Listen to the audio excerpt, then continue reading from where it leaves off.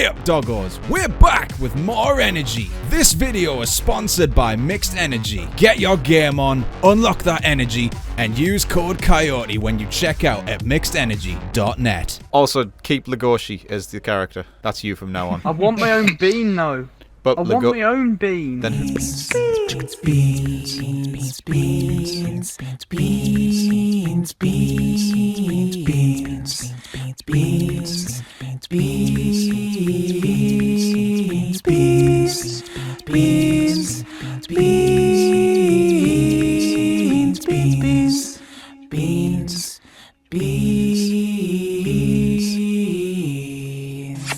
want my own bean. Then who will be Legoshi? Your old guy. Okay, I need to find like where my chair actually is because I'm like squatting in Kiwi's living room right now.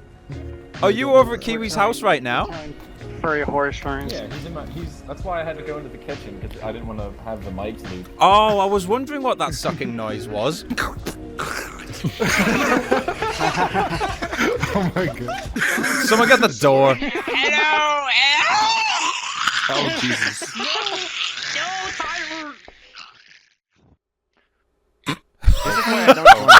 Lock that door, bro. Don't join public works. This is exactly why.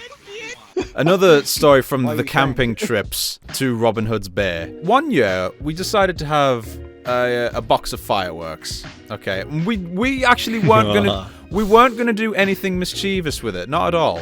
But you know those big box fireworks that have like 120 shots in them? Yes. And they cost like £100 each? We had one of those. And all we did was we went down to the beach about midnight or something like that, and we just decided we decided to set it off. And it went off. It was a beautiful display. Midnight, perfect. No problems whatsoever. The only thing was, we didn't know how long to wait until like after the display had stopped, just in case one of the shots hadn't gone off. And so as soon as it stopped, we literally walk over, pick it up, bring it back into the village slightly, and we put it in a wheelie bin. And we just left it. It was like, oh, it's done with. It's not going to be a problem. We can just bin it. Oh no. I bet you can tell where this is going. Sounds like throwing the banana out like. As we're walking back, about 20 yards away, we hear this almighty. And I turn to my brother and I'm like, Michael, that wasn't to do with us, was it? And he's like, no, not at all. Don't worry about it. Nah, that's nothing to do with this. It's probably some, something that's fallen over back there and it's made a loud bang. I'm like, oh, fair enough. We come back down the next morning only to find the wheelie bin was in pieces everywhere. All over this town centre bit. There was wheelie bin shrapnel shit everywhere. There must have been like a good 4 or 5 shots left in it, because it was like literally green dust and bits of trash everywhere. Yeah, so the bin was more obliterated than if a nuclear bomb had gone off. But that's a simple story, man. I'm too lazy to get in full bike because I literally just woke up like 30 minutes ago. My management called me down to seasonal for emergency. I was like, oh dear, what's this going to be? I get down to seasonal. Seasonal has about 8 aisles and 1 back aisle, just to let you guys know, with like the 2 things, everything. So I get down there. I immediately notice there is 6 aisles plus the back aisle, like the floor of it, covered in blood. Jesus. Confused to all hell, and it's not fake blood. It is not fake blood because I was the one cleaning all of this up. We checked all the security cams before leaving. There was nothing on the cams at all, and we have clear line of sight for those aisles. There was nothing on the cams. Like, Wait, so when you were looking through the footage, was it just like it cut out and suddenly it was there, or no, the blood didn't even show up on the camera. Like we checked it because we checked back. We saw me cleaning it, but there was no blood on the cameras. What? Ooh. Oh. This Yeah. So anyways, I'm cleaning it up, the full suit on, face mask, like everything. Biohazard, exactly. I'm cleaning this up. As I'm cleaning it, because there's so much, I'm having to go to aisle. The aisles later down, it was like turned to brown. Like, you know how if blood stays dries, out. Yeah, it dries. It was actual blood because I was also smelling like the iron smell that blood nasty. has. Yeah, the rusty smell. It got over 7 Halloween costumes. It got over 3 boxes of kitty litter and like a bunch of other stuff. Damn, someone's just come in and just like sprung a leak and just like flailed their arms around or something. Because like it looked like a murder scene for how much there was. It freaked me out. I had to stay there. Like, I was there for an extra hour and 20 minutes cleaning this stuff up, which I did get paid for the overtime. Thank God. There was no one in seasonal since like 9:20-ish, and we found this at 9:45. Nothing. The only explanation, which this is a true fact, my Walmart, but apparently the store is haunted. I've had to stay a lot of times after work and all that, when usually management's closing, because I get rides with my management home and all that. So I usually wait up, or I'll help just make the store look pretty before the end of the night. I've had things where I'm just walking down an aisle, carts randomly roll down aisles, like the store is haunted. It's creepy, but it is haunted. Are you Jesse? Oh, please bring them over more. I love that. I really love your suits. Does it clip into your model? Do you do mer suits? No, degenerate. God, why would you do What if I make your suit a mer suit? Then we're good.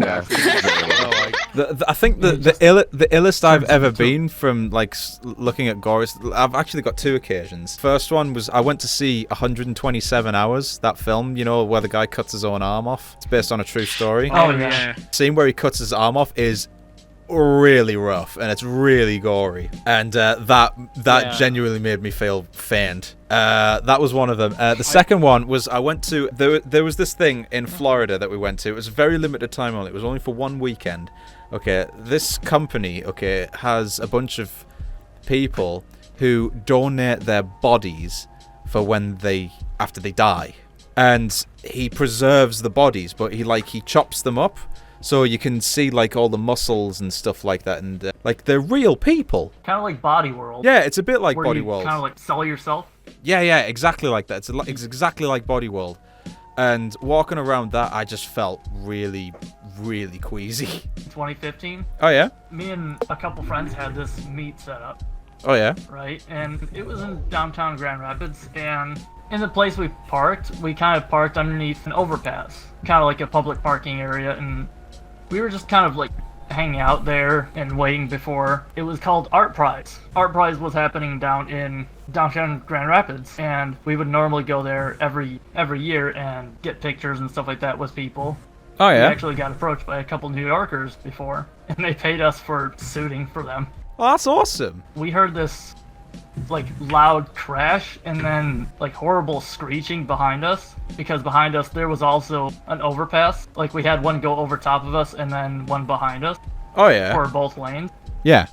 The only thing we see is this black SUV scraping across the guardrail. You hear this blood-curdling scream. So the 7 of us go up there and see that there's been a huge crash, and like I don't know what happened to the lady, but I think she passed out for a while. When we got up there, the car was on its side still. Her arm was hanging out the window. To put it lightly, it was not looking too good. The car was I still just got on. shivers from that. Like gas was, it's kind of like the movies actually. Yeah. You know, gas was kind of like pouring from the engine, and we decided that we had to like start doing something for this lady. Everyone tries to like push the car over. We got a couple bystanders to help push the car over. What I do is, in order to like get the car to turn off, I had to crawl through the back. I had to break the back window and then crawl through the car to the front where she was passed out and turn off the car. We ended up saving her life, and it was up in the report the next day. Furries help save woman's life. That was kind of humbling to me. We'll have to find that article. This is the really bad thing. Like, a lot of people just continued on their way past the wreck. So if we hadn't gotten to her in time, there's no guarantee that like she would have even made it that long. Oh yeah. These are actual book covers. Yeah, this one looked like Grim Fandango. That's actually crazy. Because I've read this one. That is a game and a half. Grim Fandango is awesome. I love Grim Fandango. It's like looking at me. Just what happened to Good story. Prince Albert from Hell could get on YouTube. What can't? Yeah. Okay. Just before you go on, Nexus, like, here's the funny thing, right? Normally, when I upload a video, right, it gets demonetized immediately because it needs to be reviewed, right? That happens every time, and I hardly make any money, right? So I think it was the first Among Us video that got demonetized and still is demonetized, even though it's not that bad. The Prince Albert from Hell was monetized immediately and was never contested. Which is so stupid. I don't get it.